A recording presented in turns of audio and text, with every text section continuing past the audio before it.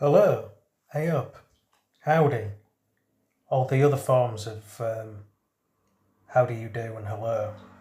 Yeah, it's that time of week, that day of the week, Friday, and yeah, it's fun facts with Liam. Of course, every Friday in 4 episode segments, because alliteration can be fun. Who said learning in general can't be fun? And you know, if your teachers aren't making your classes, for anyone who's still going through, high school, middle school, college, whatever. Um, if you're not learning anything, then your teachers are boring or like disengaging, whichever you prefer. So yeah, this first episode of the week is going to be to be about Frida from ABBA. Now, I'm not a fan, but of ABBA in general. Though popularity. Oh, I mean, some of the songs are all right, I guess, but the popularity and to do with Mamma Mia and the film with Meryl Streep and Amanda Seyfried and Piers Brosnan and Alexander Skarsgård, who is Swedish, coincidentally. Or just maybe they did that on purpose. And the other guy who was supposed to be, what's her name's dead. I watched it a long time, well, yeah, it is a long time ago. Over 10 years ago in second to last year of high school. One of my music teachers thought it would be a nice idea to put a film on, and it was Mamma Mia, where I was sort of bored, silly through it. Yeah, that's when I first saw that film. Yeah, Frida being the only one of the group who was from Norway, and well, I think she grew up in Sweden, but yeah, her dad, Alfred Hayes, spelled Hass, but Hayes is the proper pronunciation. Apparently, it can be comparative with the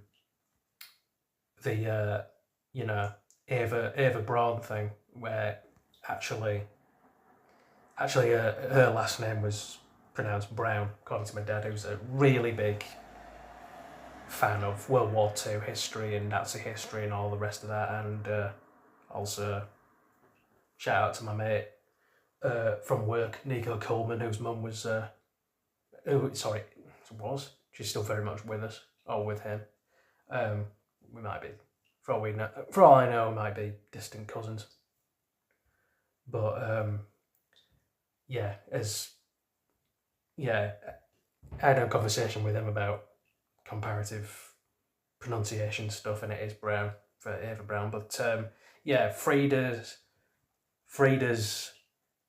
old man was a German SS officer who was one of the many officers who was stationed in Norway in the from I think 1941 to 1943, where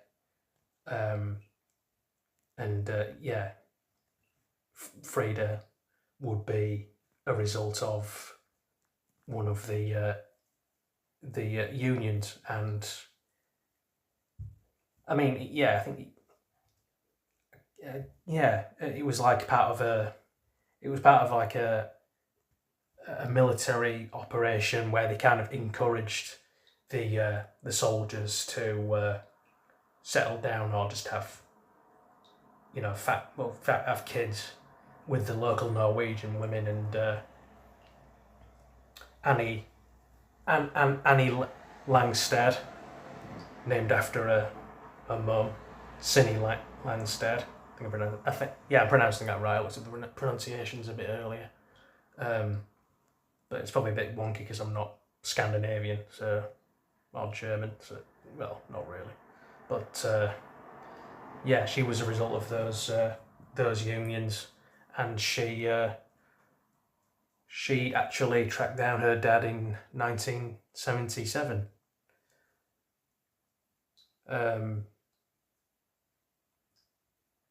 also, it was kind of interesting to me because my dad's last girlfriend, who was Polish, she found out that her granddad was like Alfred Hayes, was a former, yeah, would have been an, I think, SS. There were separate branches. There was they weren't all just Nazis. There was the the, I think, German special forces. They were separate. Whom that I think Erwin Rommel might have led, and then the Nazis tried to get him to lead the SS, Nazi SS.